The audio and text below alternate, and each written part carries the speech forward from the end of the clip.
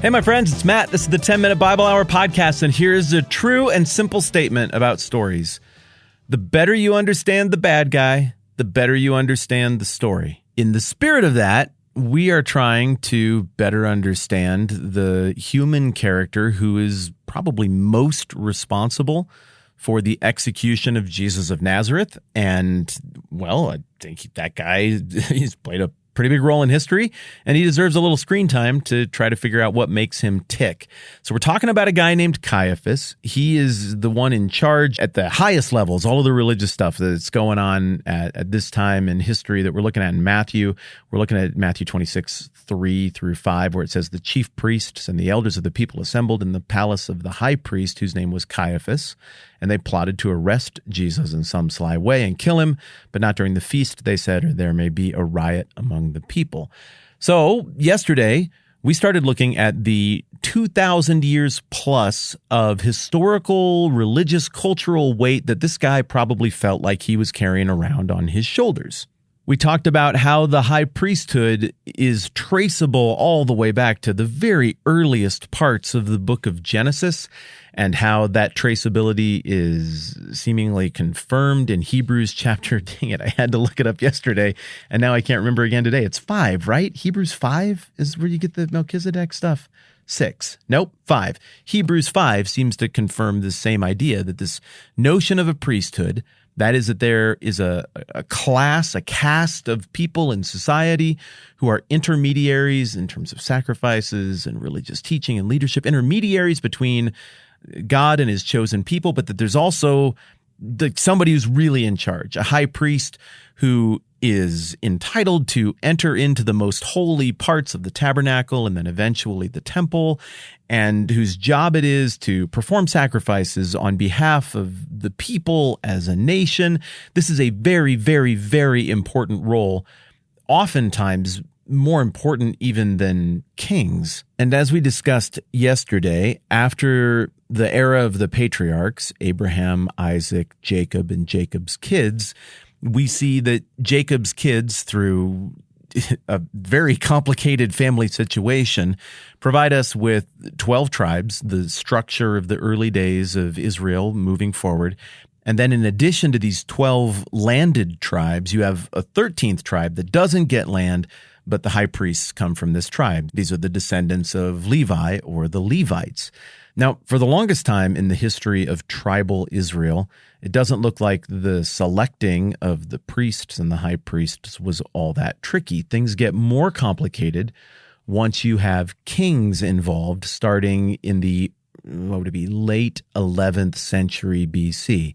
King Saul, King David. And there's a prophet in the Old Testament who even warned the people when they were demanding a king. He's like, I don't know, like it's going to change stuff. Like right now, God is king, and sometimes you listen and sometimes you don't. But if you get a human king, they are going to world kingdom you. They are going to government you. And maybe eventually it'll seem normal. But when you really step back and think about what kings do to you, it's not the best. Are you sure? And the people are like, heck yeah. Everybody else got one of thems. We want one of thems too. And so it's like, okay, you can have kings. And sure enough, it is a disaster with very few exceptions.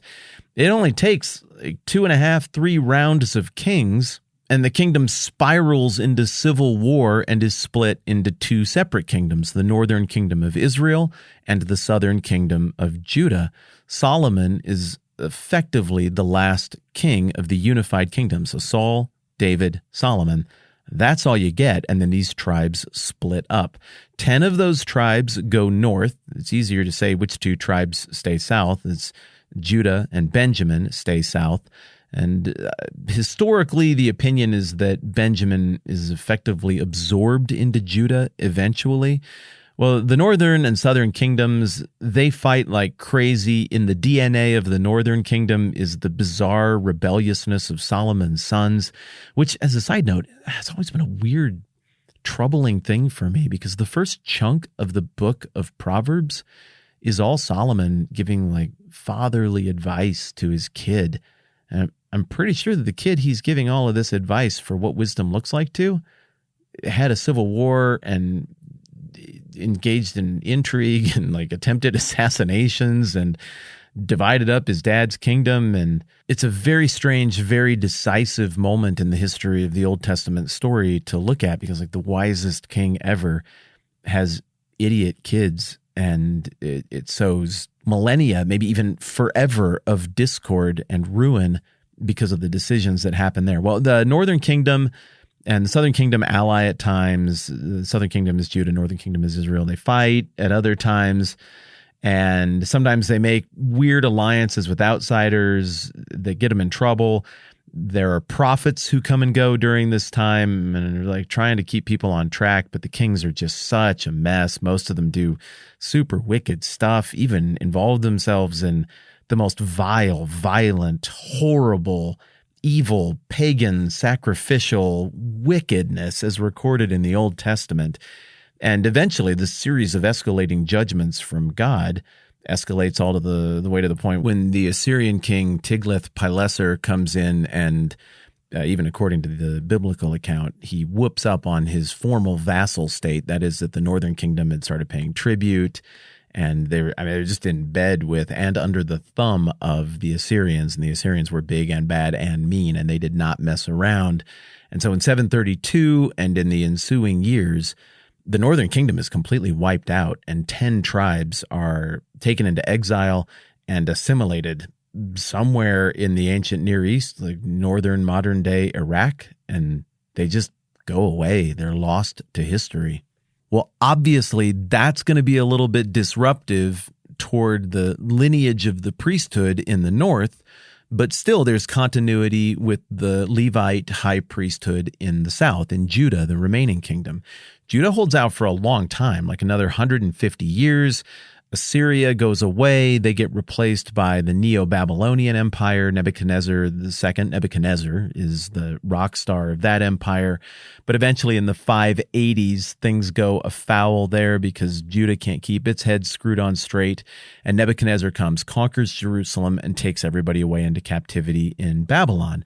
Now, the high priesthood seems to continue to exist during this time in exile.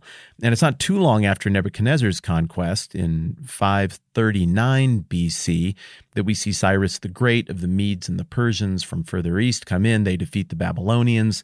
This is the stuff recorded in Daniel 5, where Belshazzar sees the writing on the wall and dies that very night, and then his kingdom is given to Darius the Mede. So now the Persians are in charge, and the Persians are much friendlier than the Assyrians or the Babylonians, and they are very much interested in the remaining Israelite people, the tribe of Judah and the assimilated tribe of Benjamin, continue to have their own identity, and so the priesthood is sustained through that as well. But now the priesthood is kind of in a split situation because it needs to continue to function somehow in the east because there's now such a huge Jewish presence in Persia, but also it needs to function in this new, smaller second temple that is being built back in the west in Jerusalem.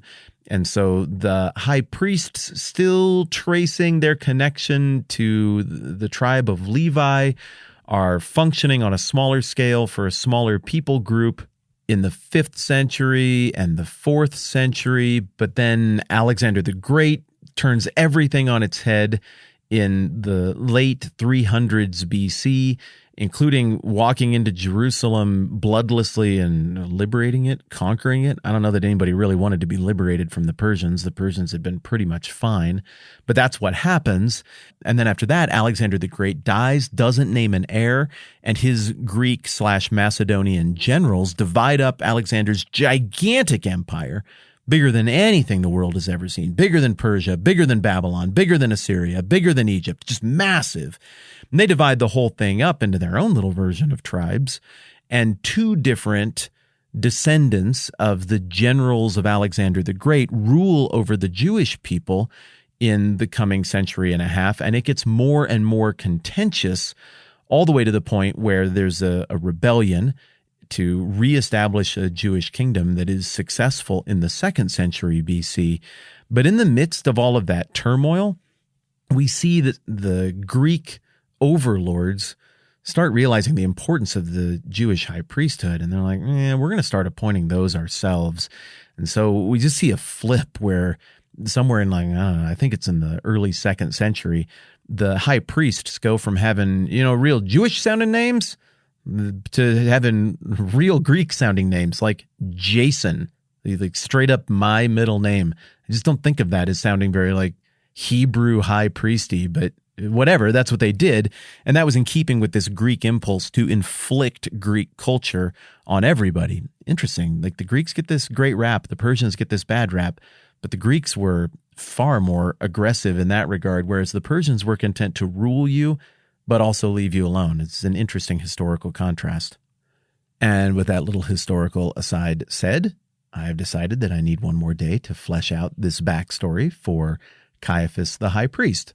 So I'm going to take one more day, and I think we're going to have a lovely time. I know I always say it, and maybe I always say it because I just can't believe there's anybody who's excited about doing the historical deep dives and the backstory stuff. So I'm going to say it again. Thank you for being up for that. I think it's such an important part of what we do, and I think it's really, really interesting and fun, and I like digging into it. Yeah, y'all are awesome, and we're going to do more of this tomorrow. I'm Matt. This is the 10-Minute Bible Hour Podcast. Let's do this again soon.